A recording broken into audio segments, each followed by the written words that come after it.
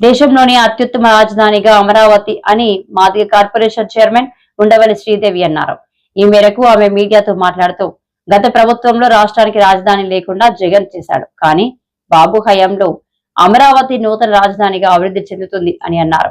పనులు restart అయినయో YCP Jagan ముఠా గుండెల్లో వేదన స్టార్ట్ అయింది. వెంటనే మరి మీరు గమనిస్తే అవినీతి విషపత్రిక సాక్షి పేపర్లో వాళ్ళ విలేకరి ఒకటి వ్యాసం రాస్తాడు. అదేంటంటే వేదంలో రాజ్యం, వేడుకలో రాజధాని. అసలు వేదంలో ఉంది ఎవరు?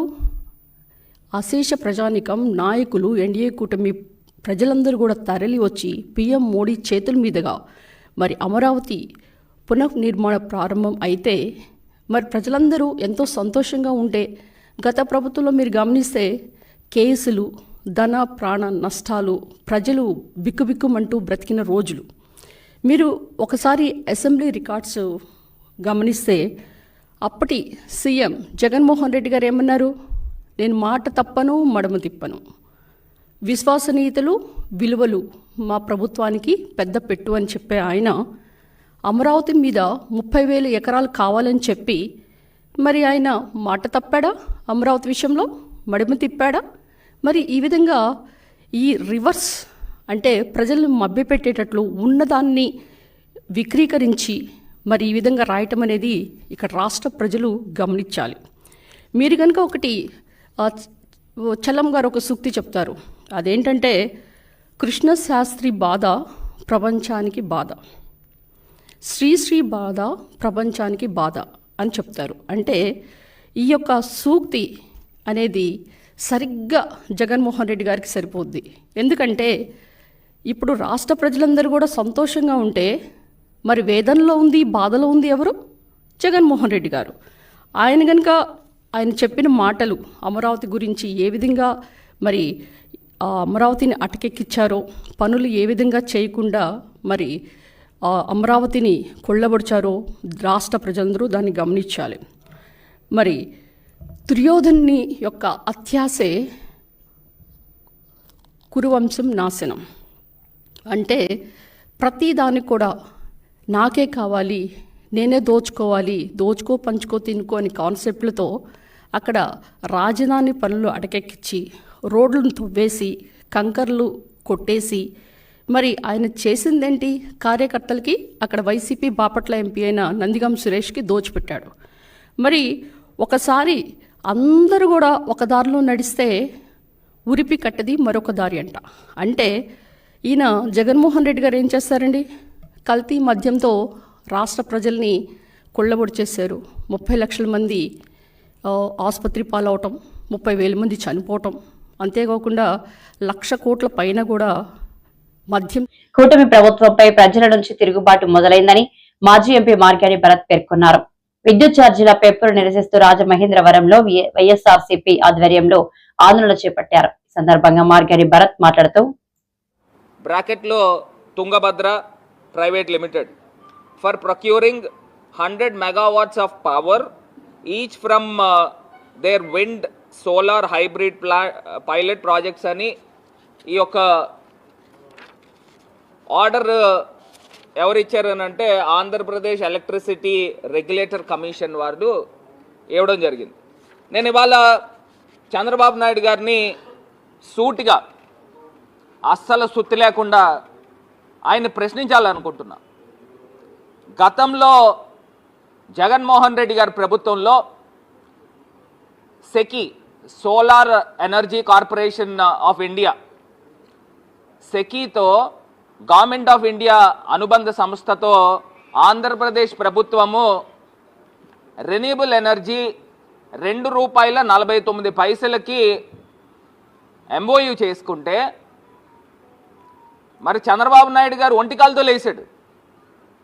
బయట మార్కెట్లో ₹1.99కి యూనిట్ ధర దొరుకుతూ ఉంటే ఒక స్కామ్కి తెరతీశారు జగన్మోహన్ రెడ్డి గారు అని చెప్పి ఒంటికాలతో లేచిన ఈ పెద్ద మనిషి ఈ చంద్రబాబు నాయుడు గారు ఇవాళ ఒక పుట్టగొడుగు లాంటి పుట్టుకొచ్చిన ఈ కంపెనీలతో ₹4.60 ఏ రకంగా మీరు అగ్రిమెంట్ చేసుకుంటారని ఇవాళ సూటిగా అడుగుతా ఉన్నాం. స్కామ్ కాదండి ఇది. మీరు ₹2.49 అప్పుడున్న రాష్ట్ర ప్రభుత్వము, అప్పుడున్న ముఖ్యమంత్రి జగన్మోహన్ రెడ్డి గారు కేంద్ర ప్రభుత్వం సంస్థ అయిన సెకీతో MOU చేసుకుంటే ₹2.49కి ఇప్పుడు చంద్రబాబు నాయుడు గారు ఒక ప్రైవేట్ లిమిటెడ్ కంపెనీతో ₹4.60కి చేసుకోవడంలో మీ అంతరార్థం ఏంటి అని అడుగుతా ఉన్నా. అంటే ప్రజల సొమ్ముతో మరి ఏ బేసిస్లో వీరు చేస్తారనండి? అసలు బుద్ధున్నోడు ఎవడైనా చేస్తాడా? ఇప్పుడు సంవత్సరాలు గడుస్తున్నాయండి. సంవత్సరాలు గడిచేది ఇది గత 2 సంవత్సరాల క్రితము 3 సంవత్సరాల క్రితము జగన్మోహన్ రెడ్డి గారు అగ్రిమెంట్ చేసుకున్నారు సెకీతో. మరి అప్పుడు ₹2.49 ఉంటే ఇదే పెద్ద మనిషి చంద్రబాబు నాయుడు గారు ₹1.99కి బయట మార్కెట్లో దొరుకుతున్నప్పుడు ₹2.49కి ఎందుకు చేసుకున్నారు అని చెప్పి ప్రశ్నించిన ఇదే పెద్ద మనిషి ఇప్పుడు ₹4.60 చేసుకోవడంలో అర్థం ఏంటి అని అడుగుతున్నా. ఒకటే క్వశ్చన్. దీని దగ్గర మీకు సమాధానం ఉంటే మీరు మాట్లాడండి.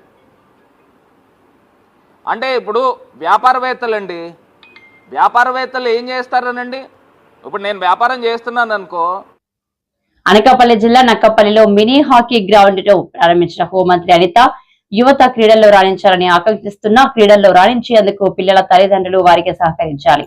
నక్కపల్లిలో హాకీ కోర్టు ఏర్పాటు చాలా ఆనందాన్ని ఇచ్చింది అని హోంమంత్రి అనిత అన్నారు. అనకాపల్లి జిల్లా నక్కపల్లి మండలం నక్కపల్లి ప్రభుత్వ పాఠశాల గ్రౌండ్లో ఏర్పాటు చేసిన హాకీ మినీ గ్రౌండ్ను హోంమంత్రి వంగలపూడి అనిత మంగళవారం ప్రారంభించారు. ఆస్ట్రోటర్ఫోతో 1.6 కోట్ల రూపాయల వ్యయంతో మైదానం నిర్మించబడింది. ఈ సందర్భంగా మంత్రి అనిత హాకీ లెజెండ్ ధ్యాన్ చంద్ చిత్రపటానికి పూలమాల వేసి నివాళులర్పించారు. అనంతరం మైదానంలో క్రీడాకారులతో కలిసి హాకీ ఆడారు. మంత్రి అనిత మాట్లాడుతూ హాకీ గ్రౌండ్లో వాటర్, కరెంట్ సమస్యలను తక్షణమే పరిష్కరించామన్నారు. మట్టిలో మాణిక్యాలను వెలికి తీసిన కోచ్లకు ధన్యవాదాలు తెలిపారు. తయారు చేస్తున్న సూరిబాబు స్ఫూర్తిదాయకమని అభినందించారు. నక్కపల్లిలో హాకీ కోర్టు ఏర్పాటు చాలా సంతోషకరమని పేర్కొన్నారు. క్రీడల్లో రాణించే విద్యార్థులు మానసికంగా, శారీరకంగా దృఢంగా ఉంటారని, సమస్యలతో ధైర్యంగా ఎదుర్కోగల శక్తి వారి వద్ద ఉంటుందని చెప్పారు. తల్లిదండ్రులు ఆ విధంగా పిల్లలను తీర్చిదిద్దాలని ఆమె అన్నారు. నక్కపల్లికి చెందిన 30 మంది క్రీడాకారులు వివిధ రంగాల్లో రాణిస్తున్నారని ఆనందం వ్యక్తం చేశారు. రానున్న కాలంలో నక్కపల్లి హాకీ నక్కపల్లిగా పేరు తెచ్చుకోవచ్చనే ఆశాభావం వ్యక్తం చేశారు. ఈ సందర్భంగా ఉప్మాక సర్పంచ్ చిన్న ఆత్మశాంతికి మంత్రి శ్రద్ధాంజలి ఘటించారు. అలాగే పైకిరావుపేటలో స్పోర్ట్స్ కాంప్లెక్స్ మరియు స్టేడియం ఏర్పాటు చేయడానికి ప్రయత్నాలు జరుగుతున్నాయని తెలిపారు. ముఖ్యమంత్రి మరియు డిప్యూటీ సీఎం చొరవతో నియోజకవర్గంలో స్టీల్ ప్లాంట్ కూడా రాబోతుందని వెల్లడించారు. ఈ సందర్భంగా మంత్రి అనిత హాకీ కోచ్లను సత్కరించారు. ఇప్పుడు మేము మాట్లాడుకుంటూ ఇప్పుడు మా గౌరవ ముఖ్యమంత్రి గారు కూడా లాస్ట్ టైం అన్నారు ఈ స్పోర్ట్స్ కి సంబంధించి ఒక హాస్టల్ కూడా పెట్టాలి. ఎందుకంటే ఇలాంటి పిల్లలు బయటకు వచ్చి ఫుల్ పౌష్టికాహారం తీసుకునే పొజిషన్ కూడా వాళ్ళ తల్లిదండ్రుల దగ్గర ఉండదు. రోజు వాళ్ళకి కావాల్సిన ఫుడ్ పెట్టే స్తోమత కూడా వాళ్ళ తల్లిదండ్రులకు ఉండదు. అదే సందర్భంలో గవర్నమెంట్ అడాప్ట్ చేసుకుని స్పోర్ట్స్ హాస్టల్స్ కూడా ఏర్పాటు చేయడానికి ఈరోజు సిద్ధంగా ఉన్నాం. ఇలాంటి వాళ్ళందరినీ కూడా అక్కడ చేర్చి వీళ్ళని ట్రైన్ అప్ చేసి రేపొద్దున మనందరం కూడా మన జాతీయ స్థాయిలోని, ఇంటర్నేషనల్ స్థాయిలోని మా సూరిబాబు కళ ఒలింపిక్స్ లో ఆడాలన్న కళని కూడా యాజ్ ఎర్లీ యాజ్ పాసిబుల్ మనందరం కూడా కళని సాకారం చేసుకోవడానికి ముందడుగేద్దామని మీ అందరికీ కూడా తెలియజేసుకుంటూ ఈ అవకాశం ఇచ్చిన మీ అందరికీ కూడా ప్రత్యేకంగా ధన్యవాదాలు, నమస్కారాలు తెలియజేసుకుని సెలవు తీసుకుంటున్నానండి. జై హింద్. అనకాపల్లి జిల్లాను మరింత ప్రగతి పథంలో నడిపిస్తామని మంత్రి కొల్లు రవీంద్ర అన్నారు. కలెక్టర్ కార్యాలయంలో సమీక్ష నిర్వహించిన అనంతరం ఆయన మాట్లాడుతూ గోవాడ షుగర్ ఫ్యాక్టరీ సమస్యను సీఎం దృష్టికి తీసుకెళ్తామన్నారు. ఈరోజు అనకాపల్లి జిల్లా అధికారులతో సమీక్షా సమావేశాన్ని ఏర్పాటు చేసుకోవడం జరిగింది. ఈ కార్యక్రమానికి స్పీకర్ గారు, అదేవిధంగా శాసనసభ్యులు, శాసనమండలి సభ్యులు, నాయకులు, కార్పొరేషన్ చైర్మన్లు, అలాగే అధికారులందరూ కూడా కలెక్టర్ గారి నాయకత్వంలో జిల్లా సమగ్రాభివృద్ధి మీద ఈ సమీక్షా సమావేశాన్ని నిర్వహించుకోవడం జరిగింది. ప్రధానంగా గౌరవ ముఖ్యమంత్రి గారు ప్రతి ఒక్క జిల్లాని, ఆ జిల్లాలో ఉన్నటువంటి అన్ని నియోజకవర్గాల్ని ఒక యూనిట్గా తీసుకుని అక్కడ సమస్యలు పరిష్కారం చేసుకుంటూ అక్కడ జరగాల్సినటువంటి డెవలప్మెంట్ యాక్టివిటీస్ చేస్తూ అక్కడ జీడిపిని పెంచేదానికోసం పర్ క్యాపిటల్ ఇన్కమ్ పెంచేదానికోసం ఒక సమగ్ర నివేదిక తయారు చేసుకునేదానికి ముందుకెళ్ళడం జరుగుతుంది. దానిలో భాగంగా అలాగే డిపార్ట్మెంట్స్, రేపు సమ్మర్ వస్తూ ఉంది, సమ్మర్కి సంబంధించి డ్రింకింగ్ వాటర్ కానీ అలాగే ఇంకా ఏదైతే ఎలక్ట్రిసిటీ కానీ మెడికల్ కానీ ఎమర్జెన్సీ ఏవైతే రిక్వైర్మెంట్ ఉన్నాయో వాటన్నిటి మీద కూడా డిస్కస్ చేయడం జరిగింది. ముఖ్యంగా గౌరవ ముఖ్యమంత్రి గారు ప్రతి జిల్లాని కూడా అక్కడ ఏ రకంగా అన్ని కాన్స్టిట్యున్సీల్లో ఉన్నటువంటి అవకాశాలు, అక్కడ ఎంప్లాయ్మెంట్ క్రియేషన్ కావాల్సినటువంటి అవకాశాలు, అగ్రికల్చర్లో గ్రోత్ తీసుకురావడానికి, హార్టికల్చర్లో గ్రోత్ తీసుకురావడానికి, అదేవిధంగా ఫిషరీస్లో అటు ఇండస్ట్రీస్ కూడా ఏర్పాటు చేసుకునే దానికోసం మరి ఈ ప్లానింగ్ బోర్డ్ని ఏర్పాటు చేసుకున్నాం. ఇవాళ మనం చూసాం లాస్ట్ గవర్నమెంట్లో కనీసం అధికారులు ప్రజాప్రతినిధులు కూర్చున్న పరిస్థితి లేదు. అందుకనే ప్రజలకి గ్రీవెన్స్ కూడా ఎక్కువ పెరుగుతూ ఉన్నాయి.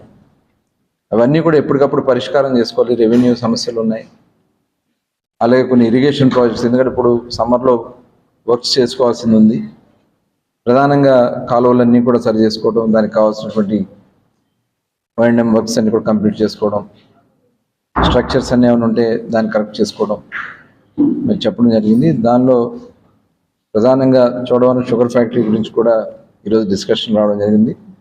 త్వరలోనే జిల్లా ఎమ్మెల్యేస్ అందరూ కూడా కలిసి, ప్రజాప్రతినిధులు అందరూ కలిసి, ముఖ్యమంత్రి గారిని కూడా కలిసి దీన్ని ఏ రకంగా మనం ముందుకు తీసుకెళ్ళగలుగుతాం, అక్కడ రైతులకు ఏ కూటమి ప్రభుత్వం యాక్సిస్ సంస్థతో తాజాగా చేసుకున్న విద్యుత్ కొనుగోలు ఒప్పందాల్లో 11,000 కోట్ల స్కామ్ దాగి ఉందని మాజీ మంత్రి అమర్నాథ్ ఆగ్రహం వ్యక్తం చేశారు.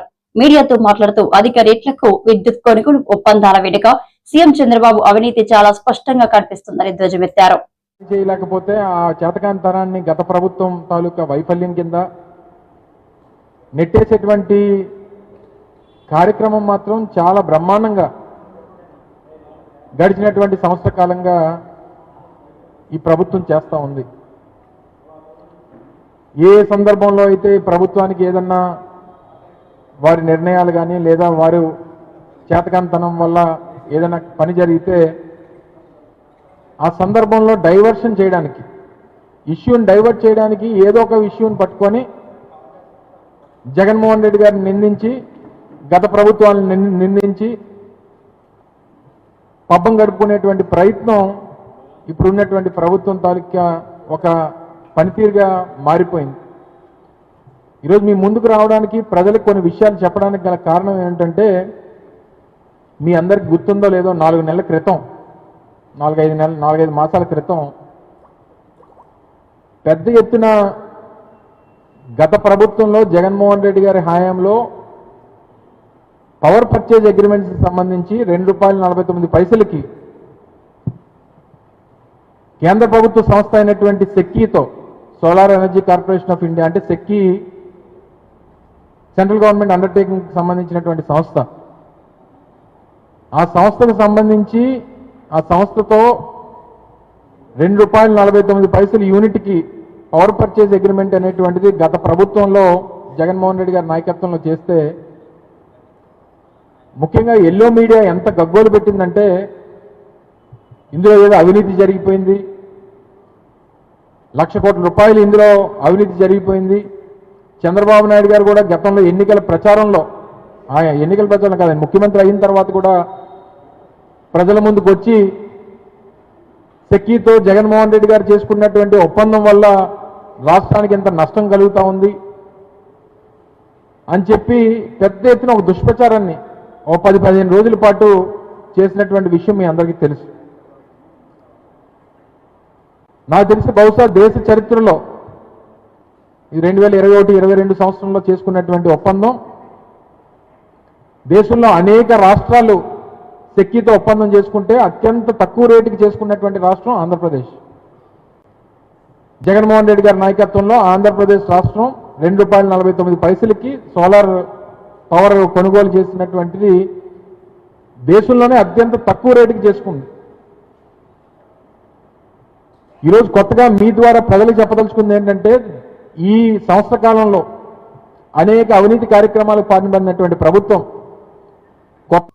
Visakha deputy CM kick boxing cup poster ఆవిష్కరించిన జనసేన పార్టీ రాష్ట్ర ప్రధాన కార్యదర్శి Sivashankar. Deputy CM kick boxing cup poster ఆవిష్కరించిన జనసేన పార్టీ రాష్ట్ర ప్రధాన కార్యదర్శి శివశంకర్. మే 24, 25 తేదీలలో విశాఖపట్నం స్వర్ణభారతి స్టేడియంలో జరగబోయే deputy CM cup AP state kick boxing ఛాంపియన్షిప్కు సంబంధించి ట్రోఫీ మరియు గోడపత్రికను జనసేన పార్టీ రాష్ట్ర ప్రధాన కార్యదర్శి తమ్మిరెడ్డి శివశంకర్ బీచ్ రోడ్లో గల తన కార్యాలయంలో రాష్ట్ర కిక్ బాక్సింగ్ అసోసియేషన్ ప్రతినిధులు మరియు వివిధ జిల్లాల నుండి వచ్చిన కిక్ బాక్సింగ్ కోచ్లు మరియు క్రీడాకారుల సమక్షంలో ఆవిష్కరించారు. ఈ సందర్భంగా తమ్మిరెడ్డి శివశంకర్ మాట్లాడుతూ 1988వ సంవత్సరం నుండి విశాఖ ప్రధాన కేంద్రంగా చేసుకుని రాష్ట్ర కిక్ బాక్సింగ్ అధ్యక్షుడు కాళ్ళ అప్పారావు అభినందనీయులని, కిక్ బాక్సింగ్ క్రీడాకారులు జిల్లా, రాష్ట్ర, జాతీయ స్థాయిలలో పోటీలలో పాల్గొని మంచి గుర్తింపు పొందాలని తమ్మిరెడ్డి శివశంకర్ ఆకాంక్షించారు. ఈ సందర్భంగా రాష్ట్ర కిక్ బాక్సింగ్ అధ్యక్షుడు కాళ్ళ అప్పారావు మాట్లాడుతూ జనసేనాని డిప్యూటీ సీఎం పవన్ కళ్యాణ్ పేరుతో నిర్వహించబోతున్న ఆంధ్రప్రదేశ్ రాష్ట్ర కిక్ బాక్సింగ్ ఛాంపియన్షిప్కు సంబంధించిన ట్రోఫీ మరియు పోస్టర్స్ ఆవిష్కరించిన తమ్మిరెడ్డి శివశంకర్కి రాష్ట్ర అసోసియేషన్ తరఫున అభినందనలు తెలియజేశారు. ఈ కార్యక్రమంలో రాష్ట్ర ప్రతినిధులు తాసుబెల్లి శంకర్ నాయుడు, రాగతి అచ్చన్న, ఇంటి శాంసన్, కె శంకర్, కోచ్ శ్యామ్ తదితరులు పాల్గొన్నారు. అధ్యక్షులైనటువంటి శ్రీ కాళ్ళ అప్పారావు గారి ఆధ్వర్యంలో AP state kick boxing championship పోటీలు మే 24, 25వ తారీఖున స్వర్ణాంధ్ర స్టేడియంలో జరగబోతున్నాయి. ఆ సందర్భంగా పోస్టర్ని, ట్రోఫీని కూడా ఆవిష్కరించడం జరిగింది. కిక్ బాక్సింగ్ తాలూకు ప్రాముఖ్యత చాలా ముఖ్యం. సమాజంలో ముఖ్యంగా మహిళలకు కానీ సెల్ఫ్ డిఫెన్స్ సిస్టానికి ఇది చాలా ఉపయోగపడుతుంది. సో ఇటువంటి టోర్నమెంట్ జరపడం విశాఖపట్నంలో, ఎందుకంటే విశాఖపట్నం క్రీడల రాజధాని, ఇక్కడ స్పోర్ట్స్కి చాలా నిలయం. ఇటువంటి విశాఖపట్నంలో ఈ అసోసియేషన్ ఈ డిప్యూటీ సీఎం కప్ పేరిట 24, 25 తారీఖు మేలో జరపడం అన్నది చాలా హర్షదాయకం, సంతోషం. ఈ టోర్నమెంట్లో విరివిగా పాల్గొని kick boxing, self defence, particularly మహిళల మీద జరుగుతున్న అఘాయిత్యాలకు కానీ అకృత్యాలకు కానీ తను స్వతసిద్ధంగా ఎదుర్కోవడానికి ఇది చాలా ఉపయోగపడుతుంది. ఈ క్రీడని స్కూల్స్ లెవెల్ నుంచి కాలేజీ లెవెల్ వరకు కూడా తీసుకెళ్లవలసినటువంటి అవసరం ఉంది, ముఖ్యంగా మహిళలకి. ఆ బాధ్యత అప్పారావు గారి నేతృత్వంలోని ఈ అసోసియేషన్ నెరవేరుస్తుందని నేను ఆకాంక్షిస్తూ ఈ టోర్నమెంటు మంచి విజయాన్ని సాధించాలి, సక్సెస్ఫుల్గా అందరూ పార్టిసిపేట్ చేసి అద్భుతంగా విశాఖపట్నంలో జరగాలి. స్వతహాగా నేను క్రీడా ప్రేమికుడిని, క్రీడాకారుడిని కాబట్టి క్రీడలతో నాకు ఎనలేని అనుబంధం ఉంది. చాలా సంతోషంగా ఉంది. వీళ్ళు ఈ ప్రయత్నంలో విజయం సాధించాలని కోరుకుంటూ ఆశీర్వదిస్తూ థ్యాంక్ యూ. నమస్తే.